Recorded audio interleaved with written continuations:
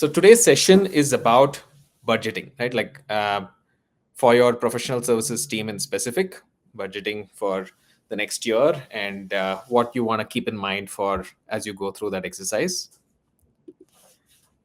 To prepare for this session, since I haven't necessarily been a PS leader before, I have my views on how it needs to be done. I've worked with PS leaders in companies I've been part of towards putting things together, but I also thought it'll be useful to get more perspective on uh, how to do this right, and got some inputs from the following folks: Jonathan Trail, who was last VP of Professional Services at Replicant; Jay Crocker, who is Director of Professional Services Operations at Skillsoft; Bernard Huger, who is the CFO at Era Technologies. They're a customer, and I thought it'll be good to get the CFO perspective on how to do this right. So get some inputs from him. And then we also chatted with Brian Hodges, who's the CEO, co-founder of nCloud Integrators, which is a services company doing implementations of Gainsight, Rocketlane, etc. Interestingly, he's done a few sessions, webinars with us before, and he also has immense experience in all of this because he's been through a very long journey building PS at Informatica, taking it public, bringing it back private, working under PE, and taking things global, etc. So all of these perspectives have helped um, us form like what we want to share with you. But I would say it's also about what we share with each other today in the session. So there will be points in time where I would love to get inputs from you all on what you're doing, how you're seeing things at your company, what assumptions you're making, etc. So that this also becomes a session where you can learn from each other through the chat. So we'll get into it. Um, when when I ask questions, would love to see the answers in the chat from you all. Um, Feel free to post your questions in chat, but we also have like a Q&A section for us to organize and answer questions in a better way. So there's a Q&A tab where you can go and post your questions. Hope you can see it on the right side. And we will follow up with sending the recording of today's session. So it will be made available to all of you. And yeah, on the top right, you will see a talk to us. If anyone is interested in a demo of Rocketlane, always welcome to schedule that as well.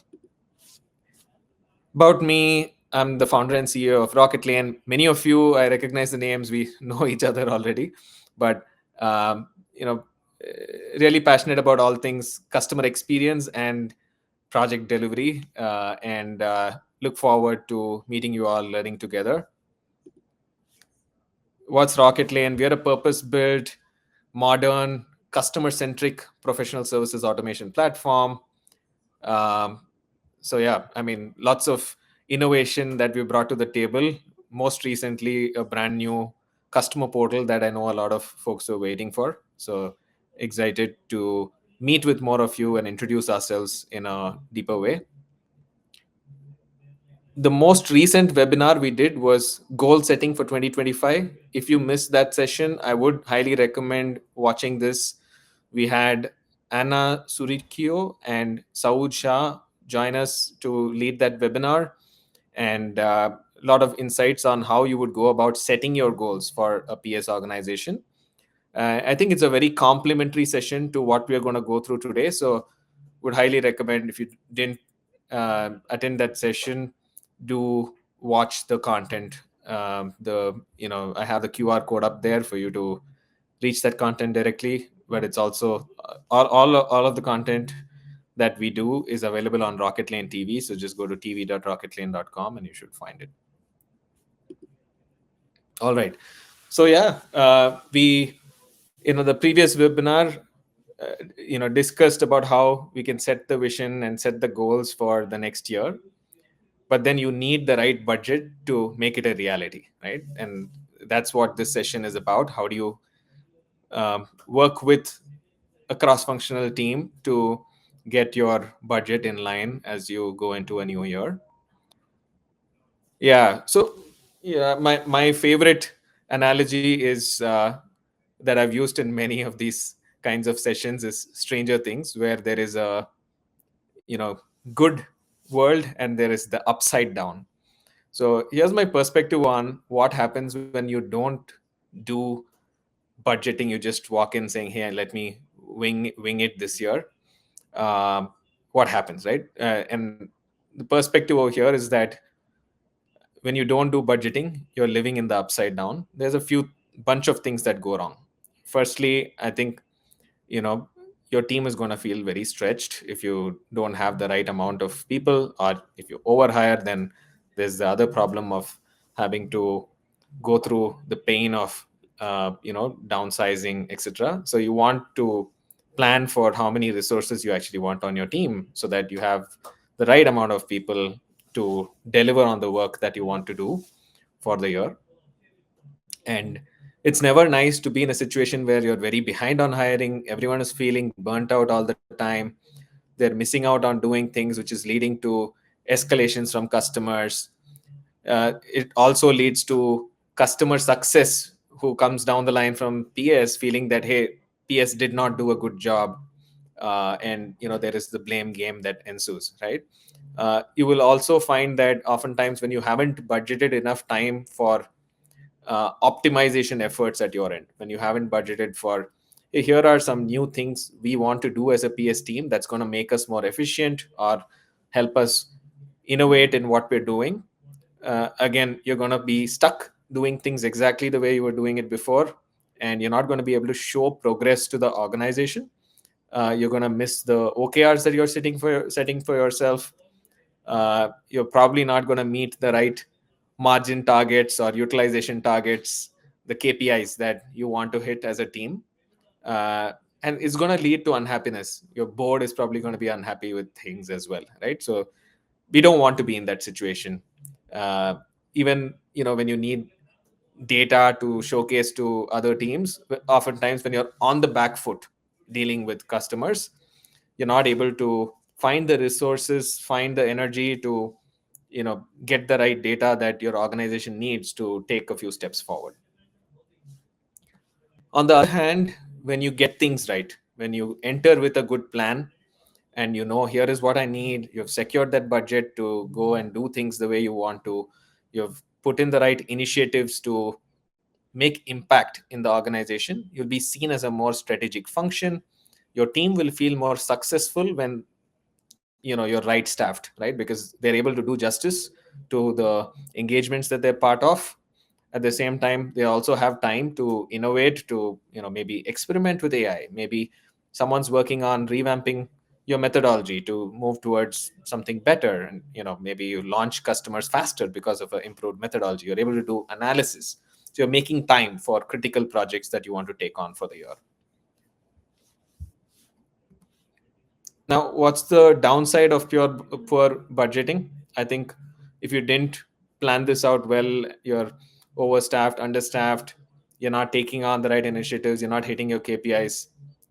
We are living in hard times, so definitely this also means that you're going to be questioned as a leader. Hey, do we have the right leader in place who's going to take care of things, or are they just winging it? Are they being strategic? Are they putting in projects that the company needs to execute on to really elevate what we're doing, or impact NRR, impact customer consumption, etc., right? So those questions are going to come if you're not planning. Whereas if you do nail your budget, there's a few things that happen. Firstly, uh, this is a great opportunity by doing this budgeting for you to get a good sign off from leadership saying, "Hey, here is my plan, here's what I need to execute on the plan, here's the goals we need to hit, and here is why I need what we need." I hope all of you can still hear me, because I'm just seeing that I had a little bit of a problem with my internet. Can someone just type in chat if you're still able to hear me well? All right, perfect. So yeah, this is a great opportunity for you to get that formal sign off from leadership that here's what we are chasing, and here is what I need in order for me to hit my goals. Here is why, right? It helps you put your thoughts together and make formal asks for what you need, uh, clear with leadership on here are the key projects we are going to focus on. When they okay these projects, you also know that your alignment is good, and that's what happens through the goal setting and the charter and so on as well. But the budgeting is one more way to seal the deal. Another key reason, I think, this is also an opportunity for you to work with other leaders in the company. Think of it as an opportunity for you to get the right face time with finance org to say, hey, here is how I'm thinking about what our function needs to get to. So do this collaboratively with your VP sales or CRO on one side, with your finance team on the other side, with your CS leadership, maybe the CCO on one side, so that it's a cross functional thing that you're doing as an exercise and getting that alignment across the board. Because even with your VP sales or CRO, it's not just about the revenue forecast and how much work is going to come your way, but it's also about discussing with them, here is what I'm budgeting as discounts that your team will be giving, and let's agree that this will be the limit to the discounts. Here's what we're trying to accomplish together. So it helps you showcase your maturity, showcase your strategic thinking, the fact that you're planning well ahead of time, the fact that you're picking the right projects, all of that in the org, which I think is important in today's day and age, not just for alignment so that you can execute, but also to ensure that people know why you're doing what you're doing. Now, let's dive into the actual budgeting, how you will go about this. And, fair warning, I don't think there is one right way to do this. We all, I'm sure, can come up with better approaches to it. The way I'm treating this is, A, for a lot of people, it's going to serve as a one-on-one 101, so that you can get started on this, overcome like inertia to do this. So we're going to do this, and you can follow the steps and do this your way. uh, but B, for those who are used to doing it, this is also going to serve as a way for you to think about, hey, here are two things I wasn't thinking about before, which I should include in.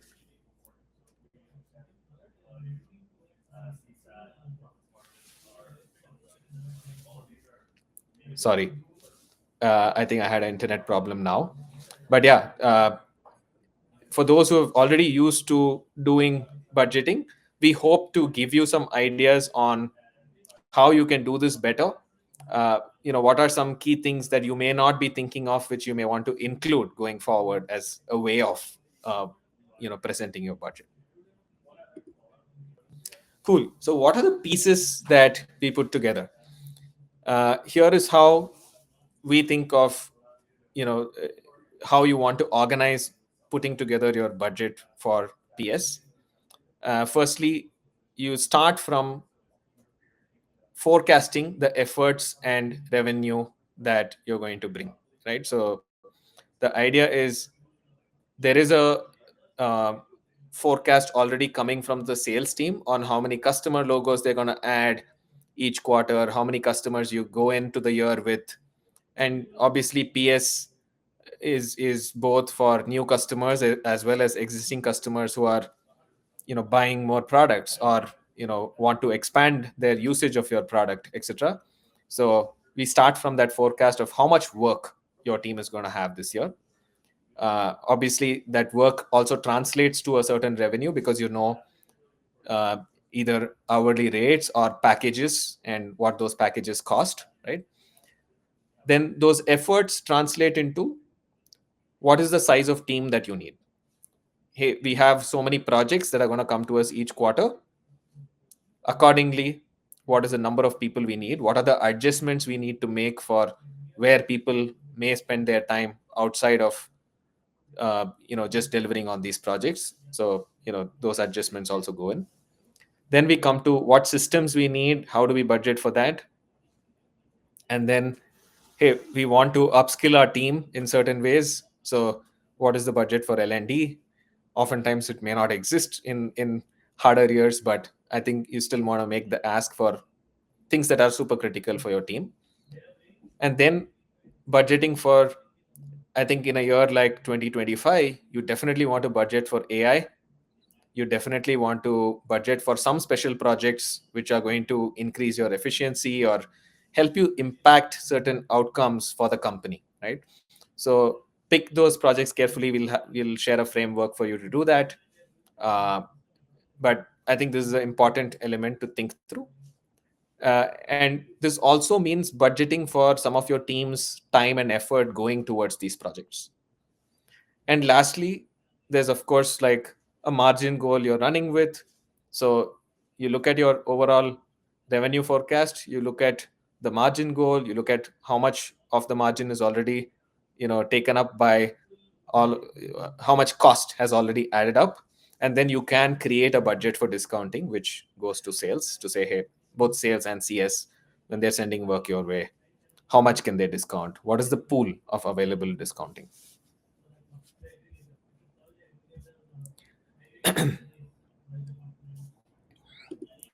So we'll start with the work and revenue estimation. I see Charles talking about ARR equal to X, PS equal to 20% of ARR. I think that's a good metric in terms of how you want to think about how much revenue PS could bring, and that's a good guideline to think of it as, 15%, 20%. In very scaled organizations, I've seen it go lower to like 6%, but it depends on the kind of product you all sell. But it's definitely a good way to look at it. So we'll start with, how do you do your work and revenue estimation? So the way we think of it, you start with the input factors and work with finance, work with your sales leaders, customer success leaders on this, because you want to get this piece right, and you want to do this collaboratively. So there is a forecast for new business growth that's going to come from sales, which is going to be okayed by finance. There is a forecasted how much live ARR you have at any period in time for each quarter, what it's going to look like, which represents how much existing customer revenue looks like. And then you typically want to model a PS attach rate, which means, hey, not every new customer needs PS in many orgs, right? So you may see that, 100% of our enterprise customers need PS, but only 80% or 60% of our mid-market customers need PS. Some of them are being implemented by others, etc. So by partners and so on. So you want to uh, account for that and have that PS attach rate. So you can look at last year's rate, how many projects had, how many new customers had PS attached to it, and plan accordingly. And if you have a strategy of, hey, this year we plan to increase the PS attach rate because we're seeing that for AI, like a lot of us on this webinar today, I know, are from PS teams in product companies, and every product is introducing AI. And with the introduction of AI, I think the importance of PS is going up. So probably you want to model a higher PS attach rate if the software that you provide has an element of AI in it, or if it's an AI first product in itself, right? And then you look at what is the forecast for cross sell upsell from the existing customer ARR. Again, something that you can plan based on what you've seen last year, and just bump it up for what needs to happen this year, right? Like, hey, we had, so we were at 15 million ARR last year. This year we are starting at 25 million. Accordingly, the amount of PS work we do for customers is going to increase by X percentage. And then of course, a lot of us are also introducing subscription services, uh, PS as a subscription.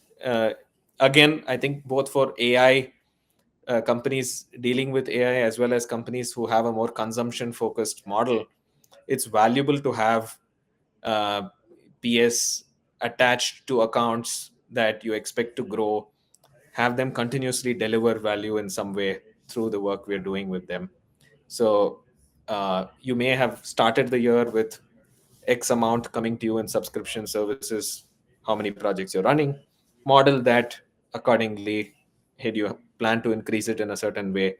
Do you have support from sales, customer success, etc., to sell those subscription services? And what is the target for that? Those are things you can keep in mind. And you can look at, modeling this quarter by quarter, right? So you look at each quarter how much new business and hence how much new PS work is coming your way.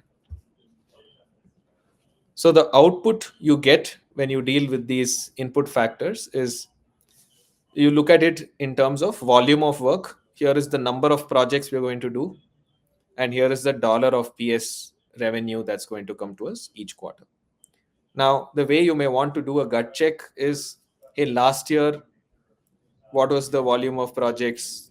This year, what is the growth of volume of projects that we are projecting? Does that sound okay given the increase in revenue, right? So is it in line? Likewise, there's a number of projects, but there's also a dollar value of revenue from PS. You can again do the same gut check like what Charles mentioned, saying, hey, is it, last year we had 15% of ARR coming in as PS revenue. Does it look the same this year from our projection? Does it look very different? If it's very different, why does it look very different?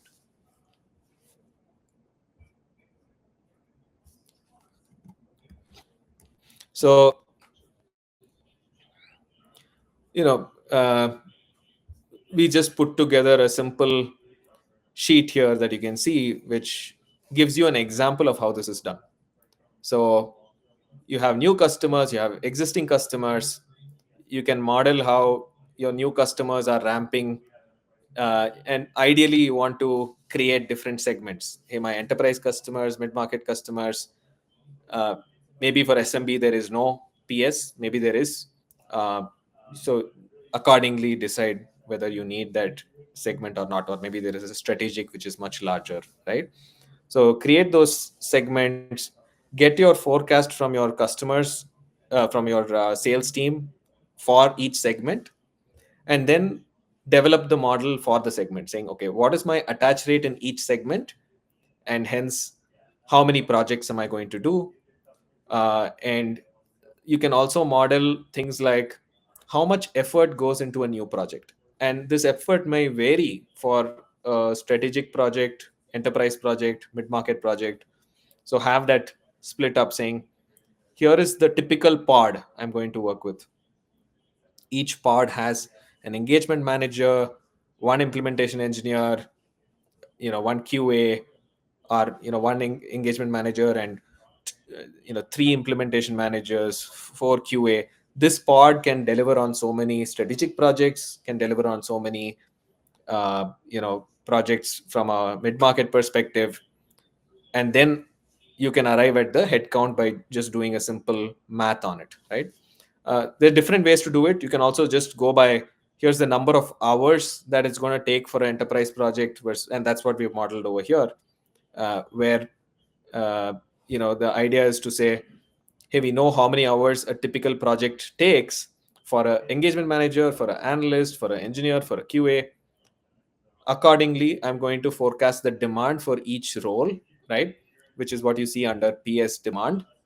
And then you can also see there is a head count that you arrive at, because you know how many hours people have per quarter. So it's easy to say, hey, there is like 22 days in a month into 8 hours a day, which gives you a certain number. And then I think it comes to around 416 hours or something, which you will have per quarter.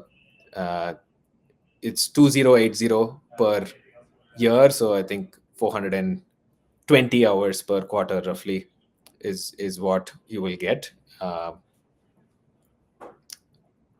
Sorry, 520 hours. And then you can adjust that for utilization, right? Saying, hey, not all of those hours are productive utilization. We aim to have a billable utilization of 70%, and hence 70% of that 520 is what we will use for modeling over here as to how many resources we need. The rest of the 30% is going to get divided into hey, I need some time for upskilling the team, I need some time that goes into maybe some pre-sales work, etc.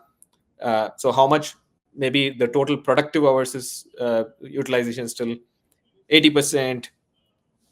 So model it accordingly, right? So, and for each role you may have a different utilization rate that you want to apply as well, to know how many hours are available for them to work, and adjust those to arrive at how many people you need. I think Chris asked, will this budget sheet be shared with the group? Absolutely, we can share the sheet. uh, will probably take a couple of days to clean up the sheet and then share it, but yeah, this is a simple view you can build upon this sheet. Now, capacity planning, here is what we just saw in terms of how you arrive at that team size, right? So, and there's multiple approaches here, and you want to validate by using different approaches. There's a top down approach which you can say, hey, if my revenue is growing 20% quarter on quarter, then my team size is going to grow accordingly, right? From a PS revenue standpoint. So benchmark based on that, like take the top down approach of saying, hey, business is growing this way. Like new business we added last year was X, quarter by quarter. This year the new business added is Y. So my team strength needs to grow by the same percentage. It's a top down approach. The bottoms up approach is what we just saw, in terms of saying, here is the volume of projects a pod can do, or here is the number of hours that need to go into the work. So use different approaches to validate that the numbers look good, right? And you may finally pick something that you have a gut feel for, hey, this approach seems to be fair, I'll go with this. But using multiple approaches helps you get confident about your numbers. Hey, I tried three different ways, top down and two bottoms up approaches. It all adds up, things are good.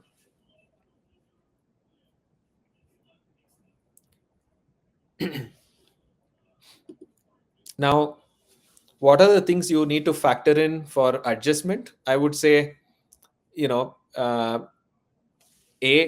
you need, when you have bigger teams, you need managers, and managers may have different utilization rates, right? Like for every so many people on the team, I have a manager, and their billable utilization is maybe only 50%, because there's, if they're a team lead, they're spending a lot of time with other people who are actually delivering on projects. They're getting into projects themselves for certain percentage of the time. So model that.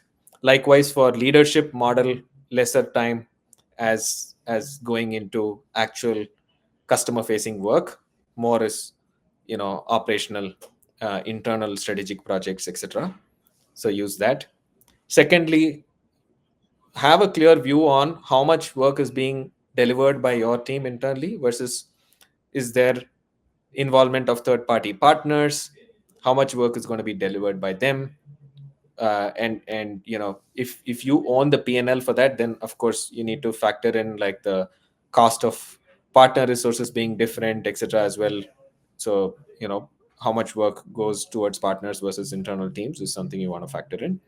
And then, as I said before, you have certain strategic projects that you're uh, allocating time and effort going towards, and how many people are going to be involved in those projects, what is the overhead for that. So how should that impact your utilization calculation, is one more item to keep in mind from an adjustment perspective. And we'll come to how you will, we already roughly covered that it could be 70% billable, 80% productive, other time is towards the team spending time on upskilling, towards spending time for pre-sales, etc. So you can plan all of that accordingly. One more factor is your headcount assumptions are based on what you need right now. So let me actually show you the sheet of how you would plan this. So if you're able to see the sheet, this has various tabs. We first arrive at, okay, what is the headcount required for that quarter? You then go into what is the hiring I need to do? And from a hiring perspective, what is your current count for Q4, what is the count you need in Q1, Q2, Q3, Q4, and hence what is the hiring need. So this hiring ideally needs to happen in the previous quarter itself for the next quarter, right? Because you want to go in with those resources, and you ideally need ramp as well. So think of this as, hey, for the people I need for uh, I need to project into Q1 2026 ideally, so I know who I need to hire in 2024 Q4 as well, right? So you will essentially project till Q1 2026, form a hiring plan, what needs to be hired in Q4, Q1, Q2, Q3, and next year's Q4.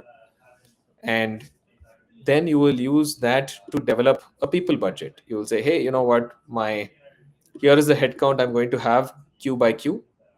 Here is the average um, wage we pay for that role, and accordingly here is my cost to the company from a uh, just a payroll perspective. This is only one part of the budget, but this will give you an idea of how much spend you have on people, right? So that becomes a line item, but the idea is you need to plan 1 quarter ahead, and you need to think about ramp time, because not everyone is going to be productive in the first quarter.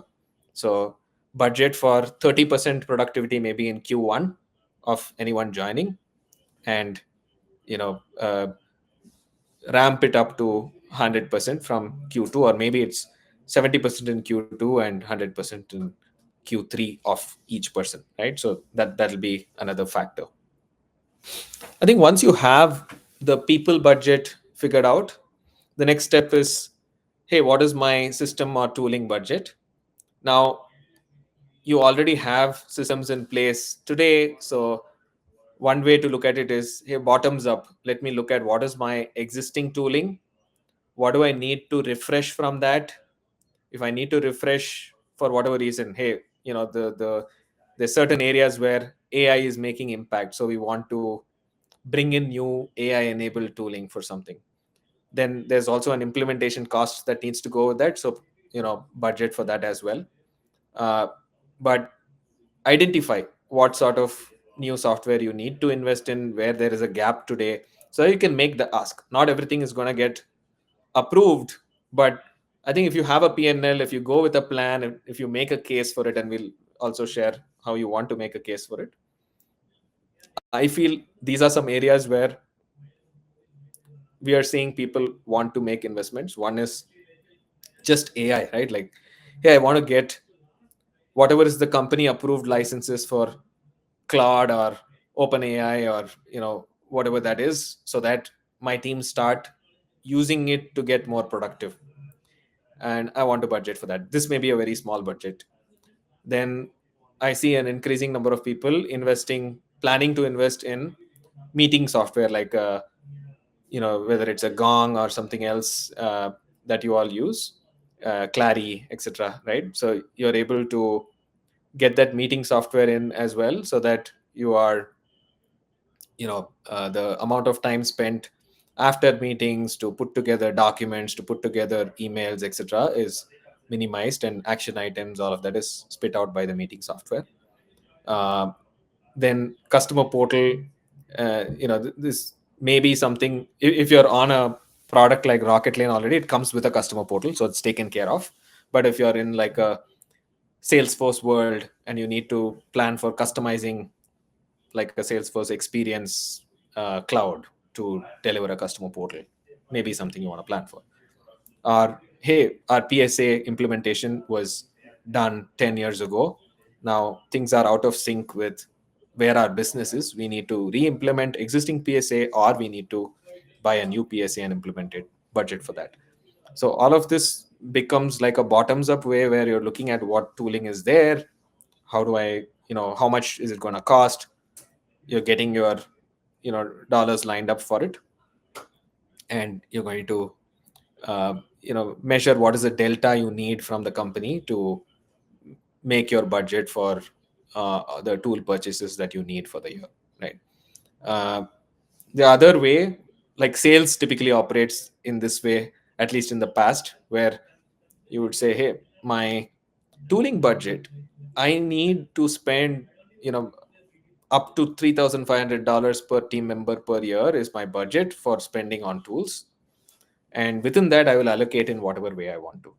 So that's another way of securing the tooling budget, saying, hey, this is only so much percentage of the uh, you know, overall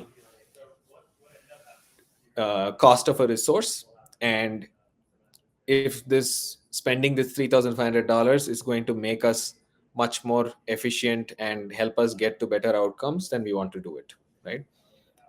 And whatever is eating up from that $3,500 already that you don't need, get rid of that, right? It sometimes IT teams automatically allocate some org-wide tooling towards you, and you can say, no, we're not going to use these tools. Either get rid of some licenses and save costs for yourself, or don't at least put it in our budget, but because we are not using it.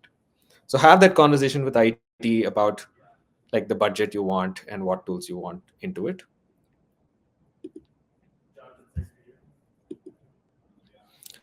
uh, Obviously, being Rocket Lane, I can't go without saying, hey, this is an area where we can help, because there is a consolidation that we are bringing to the table, saying, hey, instead of having separate PM and PSA, we're an all-in-one tool. You also don't need those extra Salesforce licenses if you're on a native Salesforce platform today. Comes with a customer portal too. Interestingly, we are also introducing an AI add-on which integrates with your existing Zoom, Teams, uh, and Gong, etc. But even if you don't have one of those, we will have our own bot as well. Uh, the add-on launches uh, in the next month, and will help you with automating a lot, right? Like getting your high quality summaries from the calls you're going on, automatically filling documents, filling stuff inside, emails, etc., and the templates with sections saying, hey, here is where I want to get decisions from the meeting added in. Here's where I want to add next steps and action items. You have that template set up, just point to which call, and things get automatically filled. So this will help with engagement managers managing more projects, for example.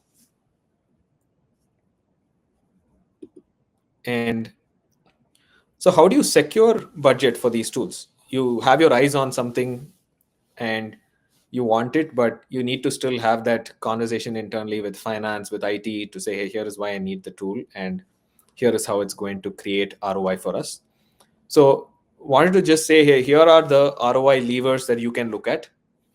Anything that reduces time to value or reduces churn or escalations, uh, if you're able to quantify and say, hey, our customer launches are going to be happening 20% faster, or I expect that this tooling will reduce our escalations because you're getting intelligence on calls you're going on, or you're getting early warnings from the system about what can go south.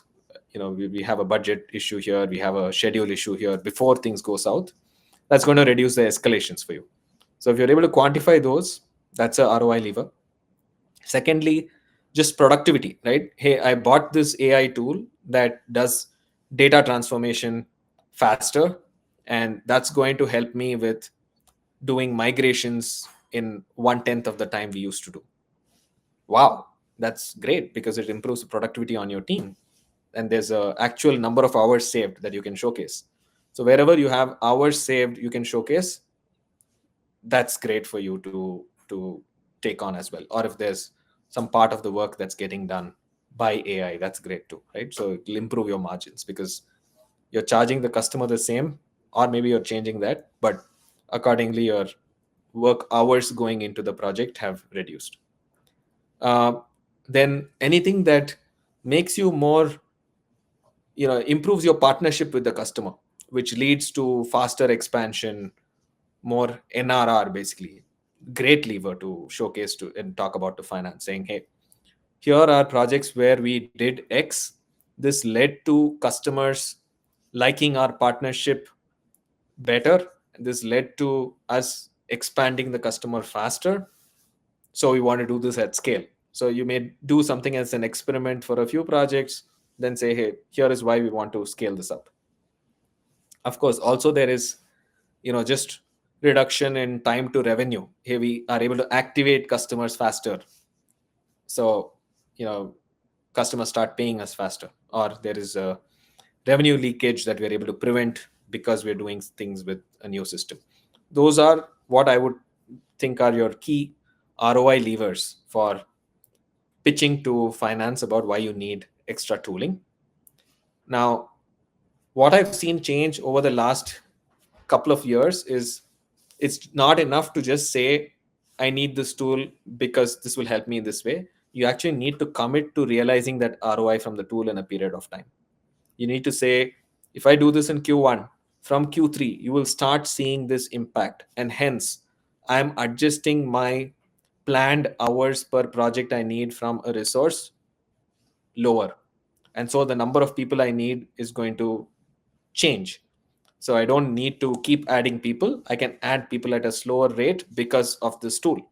So if you're able to commit to that with the real model, saying, hey, this is the impact this project will have or this tool will have for me, then this is something that your finance team will accept. If you say, hey, I'm going to keep all my projections the same, but I also need this tool and it's going to improve something, then it's likely that your proposal will be rejected. Secondly, I think in terms of what sort of ROI you want to show internally, I from what I've been talking to a lot of CFOs, and our belief is the ROI should be at least 4x 5x of the investment. So if you're like spending 100K on something, people want to see a $500,000 benefit as something that's going to accrue to them, not necessarily in the first year seeing that $500,000, but from the second year onwards, it should look like, hey, $500,000 of benefit is what we can have at least, right? um, and then of course, don't pick a whole bunch of new tools that you want to implement in a year, because it's not practical. It's going to take a lot of effort from your team, ops, etc. as well. And change management is also hard. So pick a max of 2 system changes you want to implement in the year. And there are always smaller experiments you can do with a portion of the team trying out some new tech, etc., which is easier to get permission for, right? Like, hey, there's this cool new, and I keep going back to AI, but I believe there's going to be a lot of new tooling with AI, etc., that all of us see. So those are things which you can budget for, experiment with, and then roll out to the whole team. Now, the next one I thought is just thinking about AI and strategic projects, right? Like, how can you create impact in the organization? I feel this is something that goes unnoticed. We don't necessarily put in the effort and planning required to make these changes. But if we have like concerted effort going towards this, we can actually create impact. Now, what I thought I'll do is I'll share some ideas with you of what we are seeing people do in PS teams, so that you can pick projects that you want to take on according to what makes sense for your team. We've seen AI come in handy in certain areas. I'll start with the PS work itself, right? Like the actual configurations and customizations and report building and whatever we are doing for customers. How is AI impacting that world? Firstly, I think any place where you have custom dev or scripting involved, there is a huge reduction in time and effort needed to do that. So you should be pushing your teams to use AI for creating, like, if they need a custom script for something, etc. All of that coding work is a big area where you want to start using AI. Secondly, if there's bespoke analysis that is needed for customers as part of some sort of a PS offering that you have, again, an area where you can employ AI. There are specific tools for specific types of challenges, but in general, pushing like a bunch of CSV files into even OpenAI and then asking it to give you the analysis in a certain way can be fruitful for you to quickly get analysis that you need. The third thing I've seen is data transformation. Here I need to move something from format one, which very common during migration, right? And I can tell you, and I'm sure some of our customers who have joined the call will have a smile on their face. This is an area where we had a problem last year, right? Where we entering into the year, we signed on big customers. A lot of them came in with a lot of data that they wanted to move from old system to new system. Took us weeks to clean up the data, get it right, transform the data the right way, push it in. A lot of anxiety on our side, on the customer side. But this is an area where now we're like super confident because we've started using tooling. One, there is transformation that's happening for which sometimes there's scripts to be written, which are done through AI, but also the import, not AI, but we built like a import engine now, which makes it super fast to do these imports from other systems. So not all of that is AI, right? But the fact that we actually borrowed product engineering resources to help build this has created so much confidence in our team now of doing these migrations that whatever system you're on, hey, bring it on, we'll move the data to Rocket Lane has become the confidence with which we approach customers now. So very worthwhile investment to do. uh, then custom reports are one. Building out custom integrations or documentation. Again, documentation is part of the PS work you're doing. You're spending time on, hey, here's all of the work we did, here is why we set up things a certain way, here's why this integration works this way, here is the pitfalls of how we've done things, here are the workarounds that we've used. You want to have all of that documented for the customer, for yourself, for like other people on the team in the future, for customer success, for the handoff. And again, that's a big area where you can actually use AI. uh, it could be something as simple as, hey, here are my pointers, transform this into a document, right? Or, hey, I'm going to talk to AI and dictate things and it's going to transform it into a document.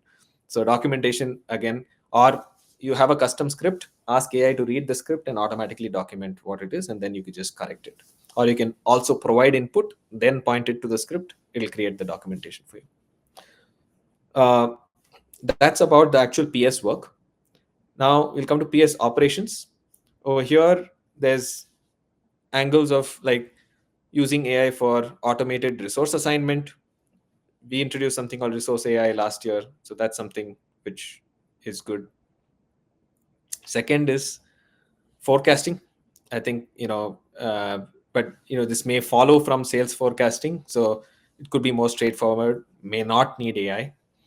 Third is just again data analysis, right? Like I know Brian from nCloud was talking about how he exported data from Rocket Lane, pushed it into Chat GPT, and did a bunch of analysis over there, which gave him intel on what kind of activities and what kind of projects were causing them, more impact on their margins, things like that. So again, some of it will happen within the tool itself, some of it can happen outside the tool, but a great area to employ AI to do more work for you. And I think with the coming of tools like Glean, etc., which is going to marry, or even Agent Force from Salesforce, whenever it really comes out, you're going to have this situation where all the systems should be talking to these sort of AI infrastructure, giving access to their data, and then you should be able to ask questions of it and get the insights you want. From a PS delivery standpoint, there's a lot of areas where AI comes into play. This is an area where we are doing a lot uh, going into 2025. First, productivity, right? Hey, I want to automatically create the SOW, and then based on the calls that have happened with the customer and scoping calls and all of that. Now, from the SOW, I want to automatically create the right work breakdown structure. I already have an enterprise template, but within that, to add the additional specifics of it, I want to bring in automation. And then there's document creation. There is emails that go out on a regular basis during like running a project. So let's say a requirements document. here are the sections that I need to fill out based on that requirements discussion call that we went on. Or email, I already gave you the example. So we are introducing something called AI fills in all of our templates in the next month, where you can point a template to a call and say, hey, bring this section over here, all the key decisions made, next steps, action items, or issues that were reported on this call.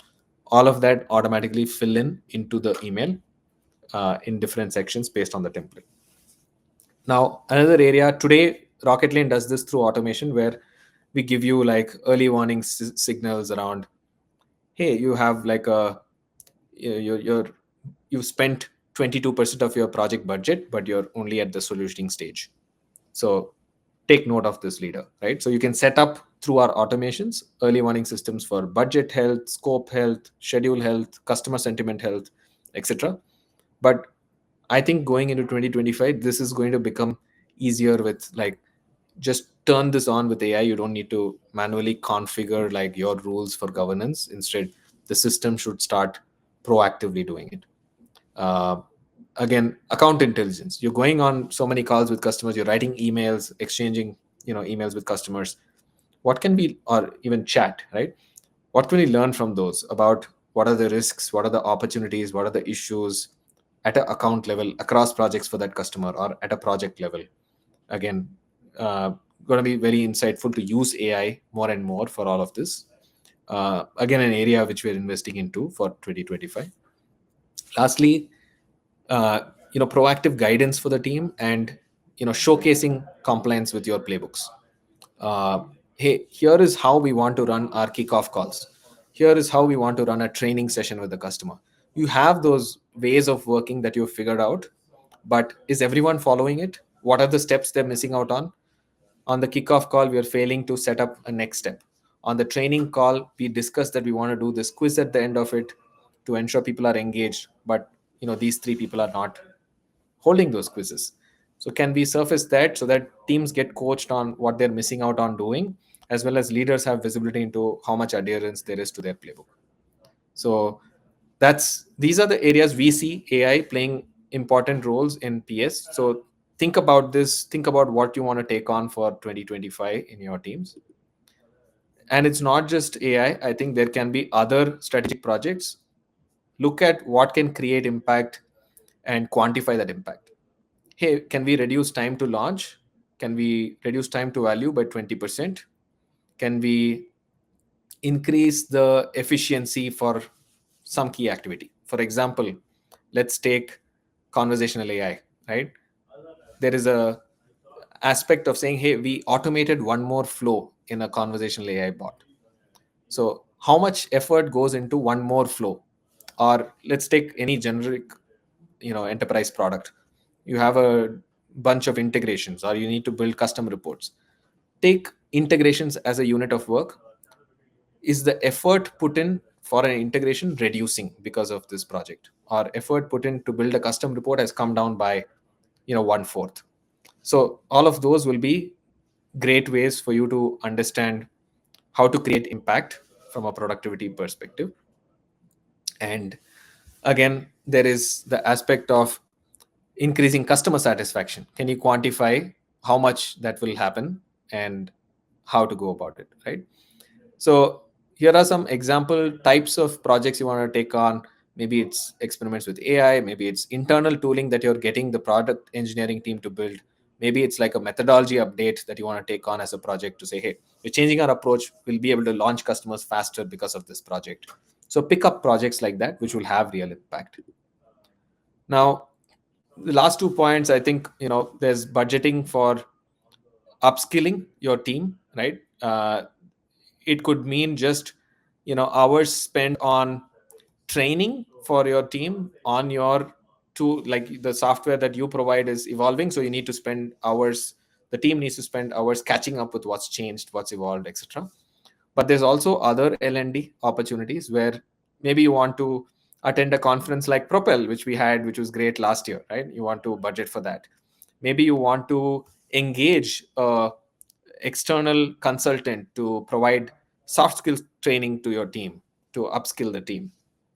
Or someone mentioned we need a budget for training on AI. Great point, right? Like you want to spend, maybe you want to, bring in an expert to show you how they're doing that. So those are some ideas over there.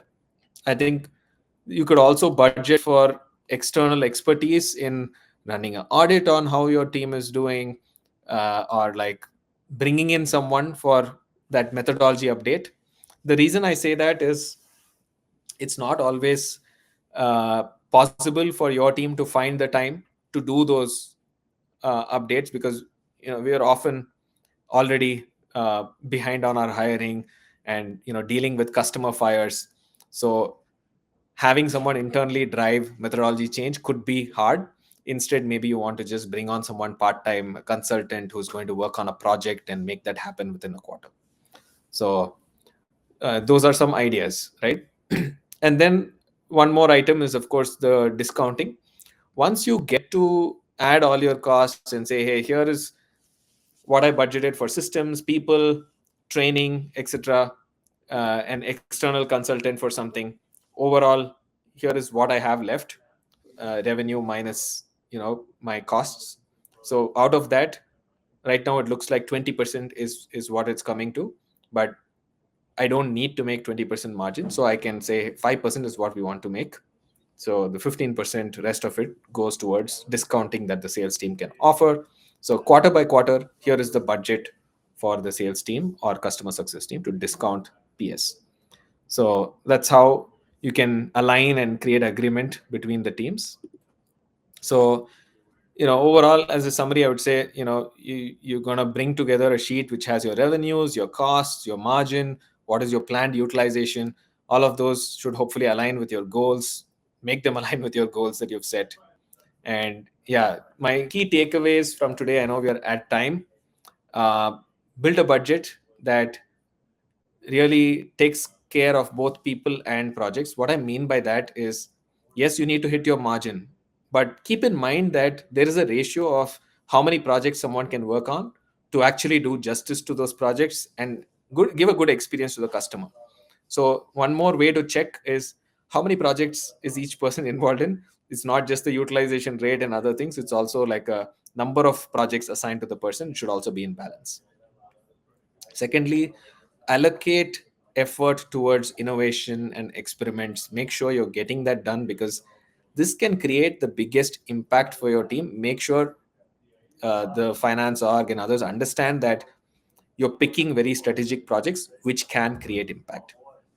uh, and then, of course, where needed, set aside funds for external support. Don't try to do it everything internally, because we know we're going to be behind with customer fires and handling them. And of course, finally, ensure that your margin, utilization goals, all of that is aligned with your plan. uh, those are my inputs. I think one last thing I'll end with is, everyone talks about AI as taking away from human jobs, but I saw this great example. A gentleman from MongoDB actually shared with me about how employing AI is pushing them now to double their PS team. And the reason that happens is they took on a strategic project. They said, hey, changing a, when you go to a enterprise company, they have lots of legacy applications that are working with legacy databases. Now, if you want to switch from a legacy database to MongoDB, you need to rewrite that application, legacy application as well.